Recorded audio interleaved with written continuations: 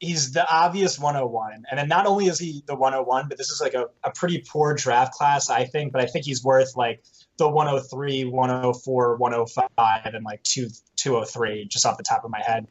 He's a top 10 dynasty pick for sure. I had him as my number 7 overall player in PPR leagues. That was before the Mark Ingram news. So I don't remember if I had him below or above Alvin Kamara. I had that on my laptop, not my desktop, which I'm working on now. But so I could definitely see him as high as number 7. Number 5 is probably not too far from there. There's a lot to like. I think the question marks, let's start with those because there are some. Sam Monson had a really good article over at my site, Pro Football Focus, talking about some of his concerns, primarily being that he's kind of looking for a home run on every single play that's going to cause him to get tackled for a loss of yardage quite frequently. The statistics back that up as well. He led all combine invite running backs and missed tackles forced per touch, career receiving yards. But he was also he did lead the class in percentage of carries to go for negative yards or 0 and negative yards, which is a concern. But at the same time, disastrous offensive line. Yeah. He was contacted before the line of scrimmage in 30% of his runs that led the group, or at the line of scrimmage, also leading the group.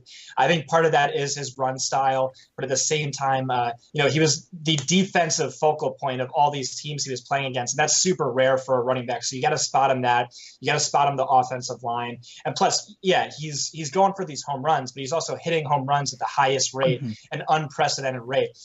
From what I saw on tape, I saw easily the best running back of this class. You like that he's also easily the best receiving running back in this class. He's a good blocker. Sean Payton called him the best running back prospect in 25 years. Guy just drafted Alvin Kamara last year. Dave Gettleman said highest prospect he's ever graded, except for Peyton Manning. They were on an even playing field. Said multiple times, guy is touched by the hand of God. I buy that. So we know he's awesome. The concerns then are, Giants offense sucked last year. They didn't have Odell Beckham. They had a bottom 5 head coach, offensive mind probably.